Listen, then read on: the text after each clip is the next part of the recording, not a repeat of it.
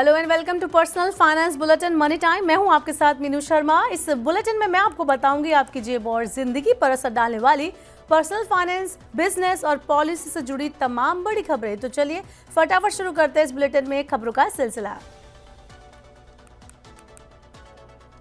Money time में पहली खबर अदानी ग्रुप को लेकर है। अमेरिका में अदानी पर लगे रिश्वत के आरोपों के बाद ग्रुप के श्रीलंका प्रोजेक्ट की फंडिंग को लेकर आशंकाएं पैदा हो रही थी। बाद में अदानी ग्रुप ने कहा कि वो इस प्रोजेक्ट की फंडिंग अपने पैसे से करेंगे। अब इस मामले में अदानी ग्रुप को श्रीलंका से बड़ी राहत मिली है। श्रीलंका के पोर्ट मिनिस्टर विमल रत्नायका ने कहा है कि सरकार चाहती है कि कोलंबो पोर्ट पर गहरे पानी के कंटेनर टर्मिनल परियोजना आगे बढ़े। उन्होंने कहा कि इसे अदानी के नेतृत्व वाले ग्रुप की तरफ से अपने दम से पूरा करने में किसी तरह की समस्या नहीं है। अदानी ग्रुप कोलंबो पोर्ट का काम अगले साल शुरू करेगा। अब जो खबर मैं आपको बताने वाली हूं वो आपके लिए बेहद जरूरी खबर है। खबर आपके आधार की है। आधार कार्ड में अगर आपको कोई जानकारी अपडेट करानी है तो अब आपके पास ज़्यादा वक्त नहीं है। आधार कार्ड को मुफ्त में अपडेट कराने के लिए आपके पास सिर्फ आज और कल का समय ही बचा है। 14 दिसंबर यानी शनिवार को आधार मुफ्त में अपडेट कराने की डेडलाइन खत्म हो रही है। समय सीमा के बाद आपके डिटेल्स को अपडेट करने के लिए पेमेंट करना होगा। बता दें कि UIDAI ने इस साल की शुरुआत में प्री आधार अपडेट सेवा की घोषणा की थी, जिसे कई बार बढ़ाया गया।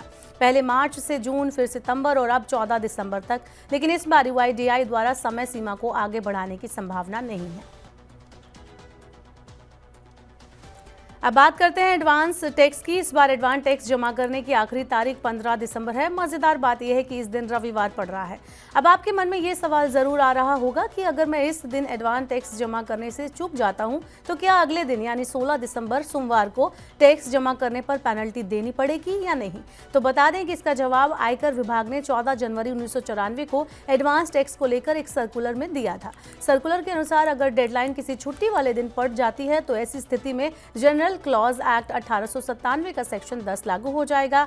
इसके तहत छुट्टी के बाद अगले जिस वर्किंग डे पर कोर्ट या ऑफिस खुलेगा तब भुगतान किया जा सकता है। एडवांस टैक्स के मामले में कहा गया है कि छुट्टी के बाद जब बैंक खुलेगा तब एडवांस टैक्स का भुगतान किया जा सकेगा। बता दें कि ऐसे में डेडलाइन के बाद एडवांस टैक्स जमा करने के बावजूद आप पर इस तरह की स्थिति में इनकम टैक्स एक्ट के सेक्शन 234B और 234C के तहत लगाया जाएगा और जो जुर्माना होगा वो भी नहीं लगेगा। शेयर बाजार में ट्रेडिंग करने वालों की हर वक्त इस बात पर नजर रहती है कि कैसे वो निचले लेवल पर शेयर उठा लें और ऊंचे पर बेच दें। दिमागदार लोग इसके लिए एल्गो ट्रेड का इस्तेमाल करते हैं और अब मार्केट रेगुलेटर सेबी की नज़र इस पूरी तरकीब पर पड़ गई है। सेबी चाहता है कि छोटे इन्वेस्टर भी इस एल्गो ट्रेड को समझ पाएं और इसलिए सेबी ने रिटेल निवेशकों के लिए एल्गो ट्रेडिंग पर ड्राफ्ट रूल्स जारी किए हैं। गाइडलाइंस के मुताबिक हर एल्गोज के लिए ब्रोकर को एक्सचेंज से मंजूरी जरूरी होगी। सभी एल्गो प्रोवाइडर का एक्सचेंज पर रजिस्ट्रेशन जरूरी होगा। हर एल्गो ऑर्डर की यूनिक ID होना जरूरी होगा। एल्गो में हर बदलाव के लिए एक्सचेंज की मंजूरी जरूरी होगी। एल्गो प्रोवाइडर ब्रोकर के एजेंट की तरह ही काम करेंगे। बता दें कि तय सीमा से ज्यादा प्रति सेकंड ऑर्डर को एल्गो माना जाएगा। इसके अलावा रिटेल इन्वेस्टर्स खुद एल्गो बनाएं तो भी रजिस्ट्रेशन जरूरी है। रिटेल निवेशकों के लिए बनाए गए एल्गो का इस्तेमाल खुद के परिवार तक सीमित होगा। निवेशकों को एल्गो ट्रेडिंग में रिस्क मैनेजमेंट पर एक्सचेंज नियम जारी करेंगे।